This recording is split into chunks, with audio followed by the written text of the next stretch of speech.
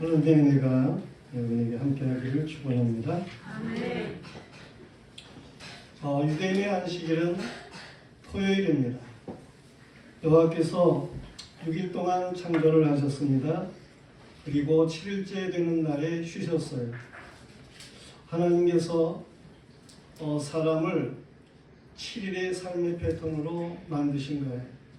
이 모든 것들을 사실은 7일 패턴으로 만드셨다, 그렇게 말할 수도 있습니다. 이렇게 인간을 창조하셨기 때문에 안식일을 두시고 쉬라 하셨어요. 그러나 최초의 사람 아담, 그가 범죄함으로 인해서 7일째 쉬어도 죄 가운데 빠진 인생으로서는 안식이 되지를 않았습니다. 진정한 안식이라고 하는 게 뭡니까? 죄에서에 해방되어야 안식할 수 있습니다. 진정한 안식이라고 하는 것은 히브리서장이 말씀하고 있는 것처럼 여호와의 말씀을 믿음을 가질 때에 안식하게 되는 것입니다. 그러므로 안식일의 주인은 죄의 문제를 해결하러 오신 예수님, 이 죄의 문제를 해결하기 위해서 오시고, 또한 말씀 자체이신 예수 그리스도, 그가 안식일의 주인이 되신다고 하는 사실입니다. 예수 그리스도는 인간의 죄의 문제를 해결하기 위해서 대속의 십자가를 지셨어요. 예수 그리스도는 말씀 자체가 되셔서 우리에게 진리가 무엇인지를 분명하게 알게 하셨습니다. 무엇보다도 예수 그리스도는 죄로 말미암아 사망 가운데 있는 인생에게 오시고 인생의 죄를 대신해서 죽으시고 죽음에서 부활하심으로 죽어도 사는 것을 보이시고 그를 믿는 모든 사람에게 영생의 확신과 자유함을 주신 것입니다. 오늘날 우리가 주의를 지키는 것은 예수 그리스도 안에 살고 있다고 하는 믿음의 증표인 거예요. 주의를 안 지킨다, 이것은 예수 그리스도 안에 살고 있다라고 하는 것이 등한이 되는 그러한 일입니다. 예수 그리스도께서 죄일에 부활하셨기 때문이고, 주님의 부활은 우리의 부활인 것이 확신되는 그러한 일이기에, 또 구원을 주신 하나님께 기쁨으로 예배를 드리기 위해서 우리가 주의를 지키게 된다고 하는 사실입니다. 오늘 말씀은 바로 이 토요일 안식일이 주일로 바꾸게 된 결정적인 날에 대한 말씀입니다. 예수 그리스도께서 십자가에서 대속의 죽음을 죽으셨는데 그날 저녁부터가 유월절이 시작되는 일이었어요. 그리고 다음 날 안식일이었어요. 그래서 예수를 믿는 아리마대 요셉이 빌라도에게 예수님의 시신을 요구하고 서둘러서 자신이 죽으려고 하면은 죽이려고 죽으면 이제 들어가려고 하는 그러한 파놓은 굴에 예수 그리스도를 장사를 치르게 됩니다. 장사를 지낸 다음 날은 안식일이라서 유대 안식일법에 따라서 사람들이 움직이지를 않습니다. 움직여서는 안 되는 법으로 유대 사회에서 정하고 있는 거예요. 그러므로 안식 후 첫날 새벽에 되어서 막달라 마리아, 그리고 예수의 모친 마리아, 그리고 살로메가 향유를 준비해서 무덤을 찾았다고 합니다. 여인들은 무덤을 향해 가면서 그 돌 무덤, 그 무덤 앞에 둔 그 돌문, 그걸 어떻게 열지? 여인들의 힘으로는 열기가 버거운 그러한 돌문이기 때문에 고민을 하면서 가게 되었는데, 앵거려 큰 지진이 있게 되고 주의 천사들이 그 돌문을 굴려냈다고 하는 것입니다. 그러니까 이 여인들이 미리 염려하면서 그거 어떻게 하지? 이렇게 했던 모든 것들이 다 기우였다. 그런 얘기입니다. 우리는 때로 공연히 염려하고 그런 일들이 많다는 사실입니다. 얼마든지 하나님께서 기도하는 자에게 열리는 역사를 주시는 거죠. 여인들을 더욱 놀랍게 한 것은 열린 무덤의 돌문이기도 하지만 빈 무덤인 거예요. 거기에 있던 예수님의 시신이 사라진 거예요. 그리고 그 시신 있던 자리에 천사들의 모습이었습니다. 천사들이 있었다는 거예요. 천사들의 형상은 번개와 같았다 그랬어요. 저들이 입고 있는 옷은 그 희기가 마치 눈과 같았다 그랬습니다. 그 천사가 말을 합니다. 너희는 무서워하지 마라. 십자가에 못 박히신 예수를 너희가 찾는 줄 내가 아노라. 그가 여기 계시지 않고 그가 말하던 대로 살아나셨느니라. 그가 누우셨던 곳을 와서 보라 말하는 거예요. 여인들 어디에 있겠습니까? 여인들은 놀래가지고 제자들이 있는 곳으로 달려갔습니다. 그리고 예수님의 무덤의 상황을 저희들에게 알렸습니다. 그랬을 때 제자 중에 두 사람이 예수님의 무덤을 향해서 달렸습니다. 그 중에 한 사람이 앞서 달렸는데 그는 젊은이였고 뒤따라가는 제자는 좀 나이가 든 제자였어요. 앞에 간 제자는 요한이었고 뒤따르는 제자는 베드로였다라고 하는 사실입니다. 저들이 무덤에 가서 보았어요. 보니까 정말 예수님의 시신이 사라진 거예요. 그래서 이 두 제자는 빈 무덤을 확인하고 돌아가게 됩니다. 그러나 막달라 마리아, 제들과 함께 온 그 막달라 마리아는 여전히 남아있어 그 무덤 앞에서 울고 있었다는 거예요. 그때 부활의 주님이 말씀을 하시는 거죠. 여자여, 어찌하여 울며 누구를 찾느냐? 그럽니다. 마리아는 그가 동산지기인 줄로 알았다는 거예요. 그때 주님이 재차 말씀을 하십니다. 마리아야 라고 이름을 부르게 되는 거예요. 마리아는 부활하신 예수 그리스도의 익숙한 부름을 알아들었고 부활의 주님을 처음 본 사람이 되는 것입니다. 예수 그리스도는 살아계실 때에 이미 부활하실 것에 대한 말씀을 하셨어요. 그런데 예수님이 말씀하신 그대로 예수님께서는 부활하신 것입니다. 할렐루야. 할렐루야. 놀라운 일. 이 예수 그리스도의 부활, 우리는 이 부활을 생각할 때에 적어도 한 세 가지 정도로 생각할 수가 있습니다. 그 첫째는 예수 그리스도의 부활은 영원한 부활의 첫 열매가 되신다라고 하는 것입니다. 구약에 죽었다가 살아난 사람들이 여럿 있습니다. 사르밧 과부의 아들도 죽었다가 살아났고 유대 선지자의 시신에 닿았던 어떤 죽은 사람, 그도 살아남이 있었고 또 저 수넴 여인의 아들, 그도 죽었다가 살아난 일들이 있기도 하고 신약에서도 마찬가지입니다. 병들어가지고 죽은 사람 중에 다시금 살아난 사람이 여럿이 있습니다. 회당장 야이로의 딸도 죽었다가 살아나고 나인성 과부의 아들도 죽었다가 살아나고 또한 나사로 그도 역시 죽은 지 나흘 만에 예수님께서 나사로야 나오라 그럴 때 무덤에서 나와 산 이러한 일들이 있습니다. 그러나 저들은 죽음에서 살아나서 살다가 다시 인생의 수가 되어서 죽었다 하는 사실입니다.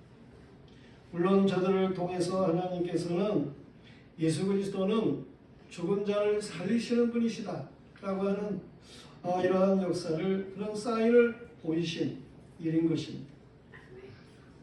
그런데 예수 그리스도는 부활하셔서 40일 동안 제자들과 함께 하신 거예요. 그리고 제자들이 보는 가운데에서 예수님께서는 하늘로 승천하셨습니다. 그리고 가심을 본 그대로 다시 오실 것에 대한 약속을 하신 일이에요. 예수 그리스도의 부활은 이처럼 영원히 사는 부활의 역사를 보이신 것입니다. 예수 그리스도의 부활, 이것은 예수님이 살려주는 영이신 주님이신 것을 분명하게 하시는 그러한 부활인 거예요.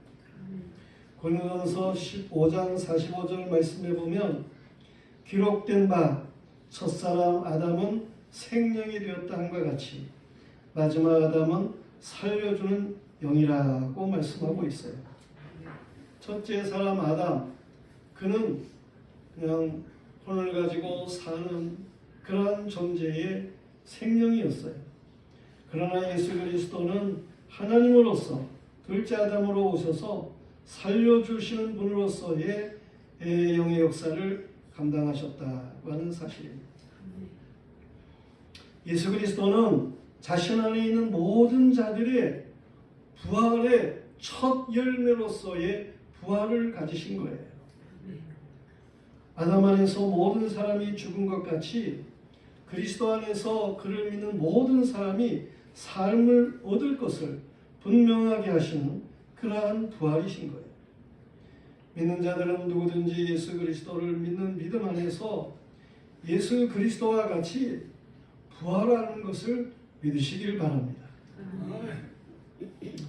구약이나 신약의 모든 성도들이 하나같이 예수 그리스도 안에 믿음을 가지고 부활한다는 사실입니다. 고린도전서 15장 14절에 보면 만일 그리스도께서 다시 살아나지 못한다면 우리가 전파하는 것도 헛것이요 또 너희 믿음도 헛것이라 그랬습니다. 예수 그리스도의 부활이 없다면 믿을 이유가 없다는 거예요. 고린도전서 15장 19절에 보면 만일 그리스도 안에서 우리의 바라는 것이 다만 이 세상의 삶뿐이라면 모든 사람 가운데 우리가 더욱 불쌍한 자이리라 그랬습니다. 그리스도의 부활이 믿어지지를 않으면 이 부활 신앙이 없는 사람이라면 예수를 믿는다고 하는 그러한 삶이 불쌍한 거예요. 왜 불쌍합니까? 이 세상의 사람들이 좋다고 말을 하는 그러한 것들, 그런 모든 것들이 그리스도인은 사실 절제를 당하고 살아가고 있습니다. 그걸 못 누리잖아요. 부활이 없다고 할 것 같으면 세상 것도 못 누리고 천국도 못 가고 불쌍한 자들이죠. 그러나 우리에게는 예수 그리스도의 부활이 믿어지는 것을 확신하시길 바랍니다. 아멘. 죽은 자 가운데서 다시 살아나사 잠자는 자들의 첫 열매가 되신 예수 그리스도는 사실을 확신하시기를 바랍니다. 아멘. 첫 열매가 있으면 그 다음에 계속해서 열매가 열리는 거예요. 이 교회 마당에 사과나무를 심었는데 올해 처음으로 둘이 열렸어요. 사과 둘이 열렸어요. 첫 열매인 거죠. 이제 내년이면 더 많이 열릴 것으로 믿습니다. 그래요. 틀림없어요. 첫 열매가 있으면 그 후에 많은 열매들이 있게 되는 거예요. 예수 그리스도의 부활은 우리의 첫 열매가 되신다. 그런 얘기입니다. 고린도전서 15장 10절 21절에 보면 사망이 한 사람으로 말미암았으니 죽은 자의 부활도 한 사람으로 말미암는다 라고 말하고 있어요. 성도들이요, 예수 그리스도의 부활을 굳건하게 붙잡으시기를 축원합니다.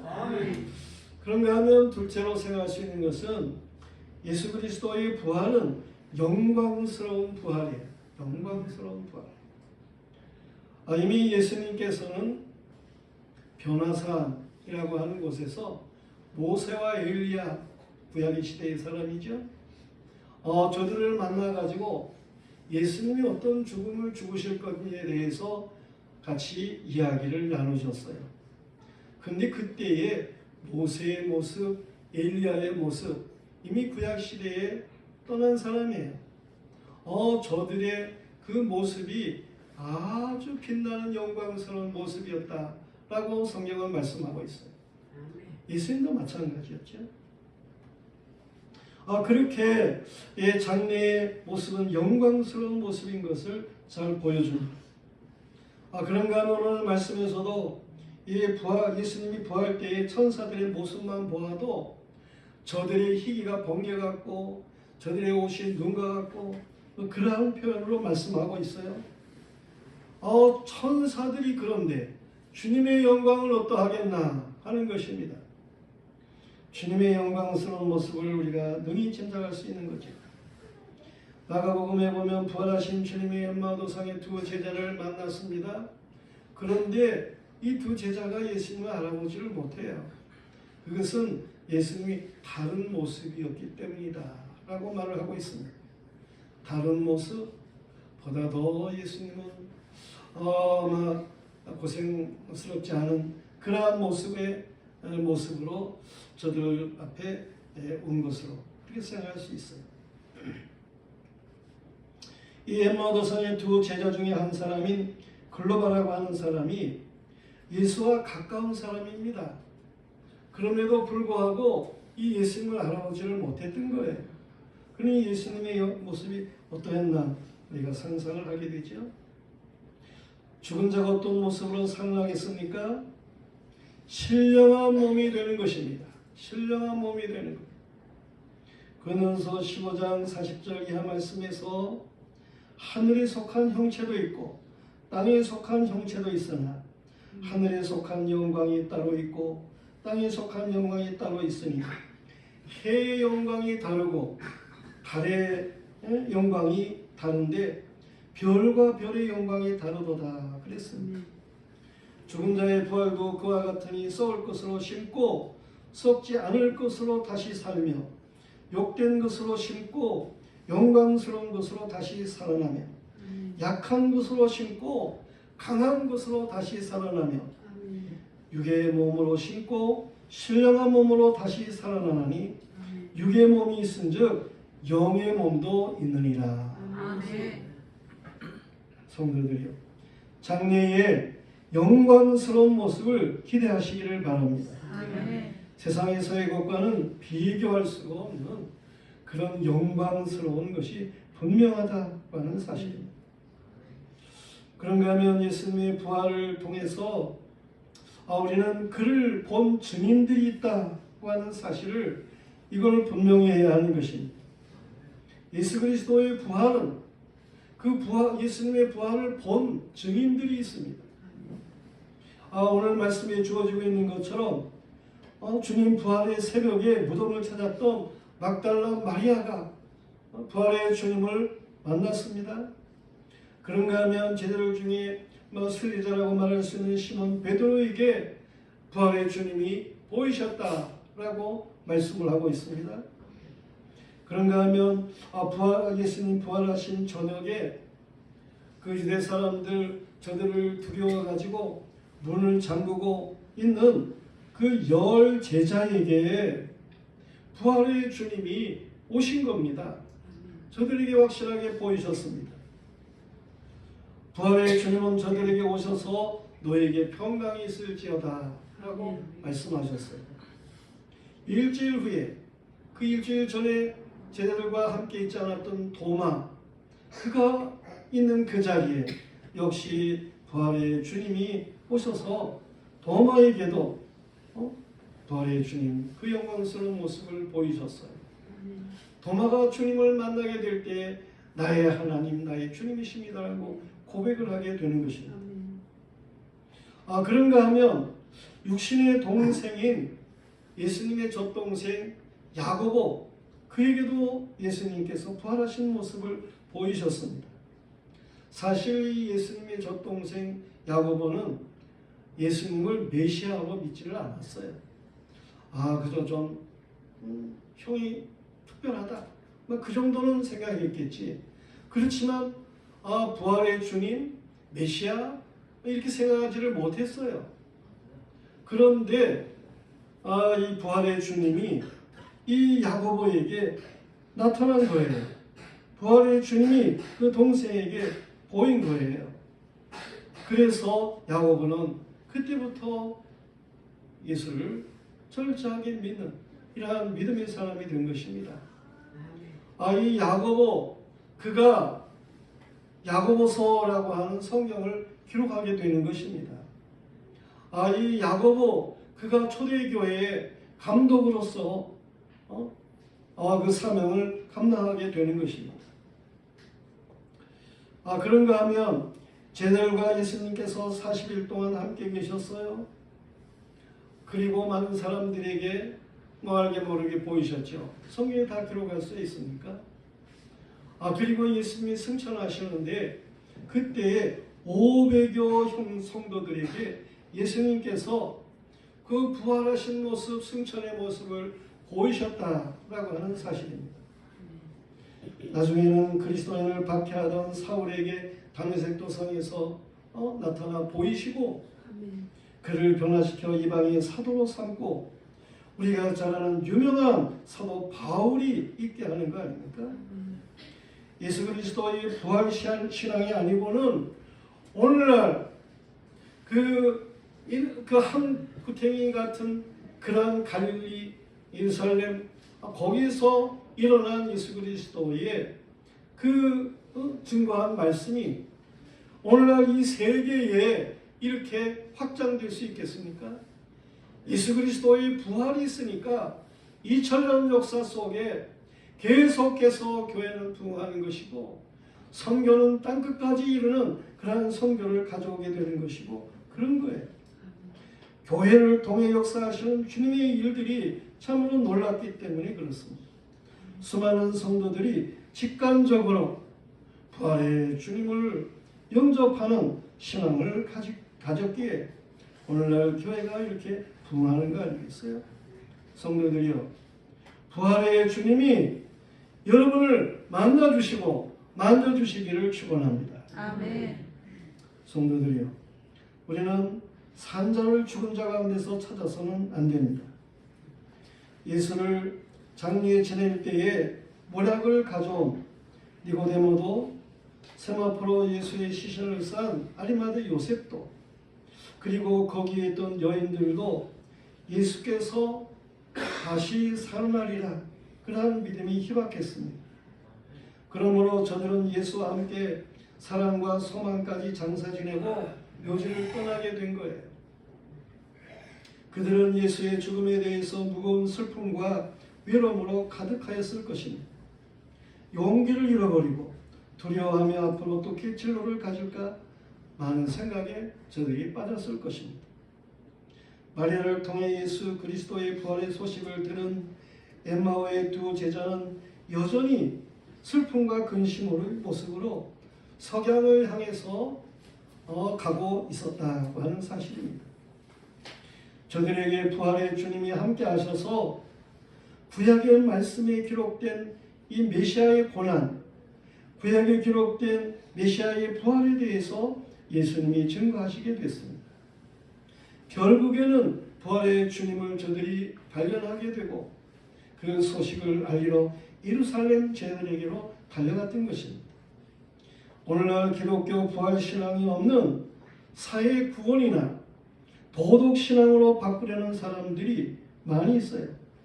기독교는 사회 구원을 무시하는 것은 아닙니다. 도덕신앙을 무시하는 것은 아닙니다. 그러나 무엇보다도 예수 그리스도의 부활 안에 영생을 얻는 구원의 역사를 기독교는 가져야 하는 것입니다. 아멘.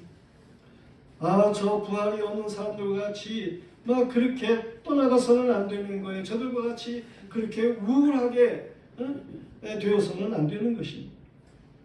예수 그리스도께서는 전에 제자들에게 함께 하셨을 때에 그 복음을 행하실 때, 복음 사역을 행하실 때 여러 차례 그 부활에 대한, 십자가와 부활에 대한 말씀을 하셨습니다. 그 말씀대로, 그 말씀하시는 대로 예수 그리스도께서는 부활하신 것입니다. 성도들이여, 이 예수 그리스도의 말씀에 믿음을 거시기를 축원합니다. 우리는 2024년도에 하나님의 선물을 누리자라고 하는 이런 주제를 가지고 마태복음 1장부터 상고하며 오늘에 이르게 됩니다. 오늘 마태복음 마지막 장인 28장 말씀, 이 말씀을 대하면서 하나님의 최고의 선물, 하나님의 선물을 우리가 누려야 되는데 하나님의 선물 중에 최고의 선물에 대한 말씀으로 오늘의 말씀을 우리는 받는 것입니다. 마태복음에서는 오늘 본문에 부활의 주님께서 슬퍼하는 마리아와 여인들을 만나가지고 평안하라. 오늘 9절 말씀에 보면 평안하냐? 라고 되어 있습니다. 그런데 이거는 잘못된 번역입니다. 평안하냐? 그러면 의문문이잖아요. 물어보는 거잖아요. 그러나 원어 성경에서는 이 말을 명령법으로 말을 하고 있습니다. 헬라어로는 카이레테라고 하는 그런 단어를 사용하고 있는데 이것은 너희는 평안하냐? 너희는 그런 말이 아니고 너희는 평안하라. 너희는 기뻐해라. 사실은 기뻐하라고 하는 말입니다. 이게 평안보다도 기뻐하라. 너희는 기뻐해라. 그런 말씀입니다. 성도들이여, 오늘 하나님의 최고의 선물인 예수 그리스도의 부활, 이 신앙으로 여러분들은 기뻐하시기를 축원합니다. 기뻐해야 하는 거예요. 성도의 삶은 기쁨이 넘쳐야 하는 것입니다. 말씀하신 대로 부활의 주님은 하늘과 땅의 권세를 받으셨습니다. 이 세상에 육신을 입고 오실 때에 그때는 죄인들을 대신해서 십자가에 죽으시기 위해서 빌립보서 2장 6절에 말씀하고 있는 것처럼 하나님 본체의 권위를 내려놓으셨어요. 빌립보서 2장 6절 말씀에 보면 그는 본래 하나님의 본체시나 자기를 비워 종의 형체를 가지셨다. 그렇게 말씀하고 있어요. 이처럼 십자가를 지시기 위해서 오실 때에는, 육신을 입고 오실 때에는 하나님의 본체의 권위를 비우신 주님이셨지만 오늘 말씀의 부활의 주님은 다시금 하늘과 땅의 권세를 가지신 주님이신 것입니다. 그 말씀이 오늘 우리가 읽지 않았지만 18절 말씀에 주어지고 있는 거예요. 예수께서 나와 말씀하여 이르시되 하늘과 땅의 모든 권세를 내게 주셨으니, 예수 그리스도는 하늘과 땅의 모든 권세를 가지신 분이십니다. 모든 이름 위에 뛰어난 이름의 소유자가 되시는 것입니다. 이제 부활하신 예수 그리스도의 승천하시기까지 전에 부탁하신 말씀을 승천하시기 전에 주님이 부탁하신 말씀이 있어요. 그 말씀을 우리는 기억할 줄 알아야 하는 것입니다. 그 말씀을 지켜야 하는 것입니다. 예수 그리스도의 부활이 주는 이 용기와 소망을 가지고 말이에요. 부활하신 주님께서 마지막으로 하신 말씀이 뭡니까? 28장 19절 20절의 말씀이에요. 그러므로 너희는 가라고 하는 것입니다. 부활의 주님을 만난 신앙의 사람이라고 할 것 같으면 주님의 이 명령의 말씀을 따라서 가는 자가 되어야 하는 거예요. 모든 민족으로 제자를 삼으라는 것입니다. 주님의 제자 삼는 일을 우리는 감당할 줄 알아야 하는 것입니다. 아버지와 아들과 성령의 이름으로 세례를 베풀라는 것입니다. 세례를 받아야 하고 세례를 주어야 하는 것입니다. 내가 너희에게 분부한 모든 것을 가르치라 했습니다. 가르쳐야 하는 것입니다. 그리고 지키라 했습니다. 이것이 바로 JDBTA 신앙이라 그렇게 말할 수가 있어요. 이것이 부활하신 주님의 지상 명령인 것입니다. 이것이 부활의 주님이 우리에게 맡기신 과제인 것입니다. 우리로 주님의 지상 명령의 가치를 높이 들게 하는 원동력. 그것이 주님의 부활인 것입니다. 부활의 주님이 말씀하시기를 볼지어다 내가 세상 끝날까지 너희와 항상 함께 있으리라 말씀하셨습니다. 이 말씀은 늘 미래적으로 받는 사람이 있어요. 볼지어다 내가 세상 끝날까지 너와 항상 함께 있으리라. 이 말을 미래적인 말씀으로 받아서는 안 됩니다. 주님은 이미 전년 전에 부활하신 거예요. 부활의 주님이 말씀하신 그 시간부터 주님의 말씀은 언제든지 현재적인 말씀인 것입니다. 주님께서 우리와 함께 계신다는 사실입니다. 아프리카 선교를 한 리빙스톤은 선교를 할 때마다 여러 번 생명의 위협을 느끼는 그러한 일들이 있었습니다. 그때마다 깜빡이는 불빛 아래서 볼지어다 내가 세상 끝날까지 너와 항상 함께 있으리라. 이 주님의 말씀을 읽고 암송했다고 하는 것입니다. 후에 영국에 돌아가가지고 보고하기를 자신을 만 가지 위험에서 건지신 것은 주님이 함께 하시겠다고 하신 그 말씀이었습니다. 라고 고백을 했습니다. 성도들이여, 부활의 주님은 우리와 함께 하시는 것입니다. 그분은 하늘과 땅의 권세를 가지신 분이십니다. 주님이 지금도 우리를 위해서 하늘 보좌우편에서 중보의 기도를 하고 계시는 것입니다. 부활승천하신 주님이 우리를 위해서 보내신 성령께서는 우리와 함께 하시고 우리를 날마다 힘주시고 위로하시는 것입니다. 부활하신 주님 안에서 평안하시길 바랍니다. 부활하신 주님 안에 기뻐하시기를 바랍니다. 우리 영광의 모든 성도들이 하나같이 주님 안에 기뻐하는 복스러운 성도이기를 주님의 이름으로 축원합니다. 이제 일어나셔서 찬송을 드리겠습니다.